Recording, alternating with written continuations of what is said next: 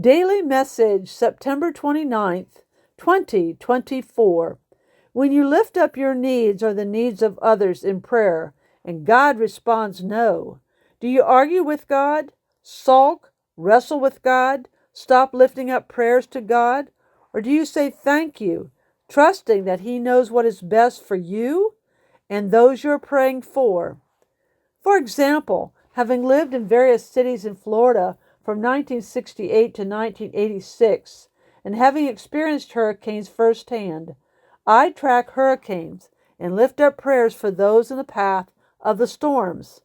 I repeatedly ask God to take the wind from the storm, to calm the storm's surge, and to provide only enough rain on its path over land to nourish the ground, plants, and wildlife, and to fill the water wells.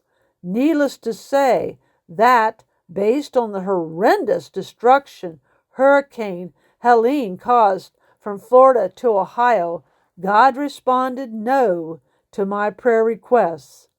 And no doubt there are those who have lost their homes and livelihoods who also prayed and prayed for God to protect them, who now, like me, want to cry out, God, what were you thinking? A heartfelt question some might consider disrespectful of God. But God wants us to share our hearts, and in that emotional cry, we are not only acknowledging God responded no to our prayers, but that they apparently were not in line with His plan. That is to say, we acknowledge He has a plan we might not know or understand, but that we trust He has one, and that He will bring something good out of the devastation of Hurricane Helene. For example, could it be God's plan to use Hurricane Helene to facilitate unity in this country that is so politically divided presently?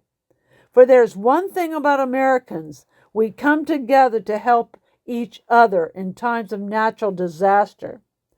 I do not know God's plan, but I do know this, that is written in Proverb 3 verse 5, I trust in the Lord with all my heart, and I do not lean on my own understanding. Thus, when God responds no, let us say thank you, for He knows what is best for us and those we might be praying for. With love to all, Pastor Cheryl.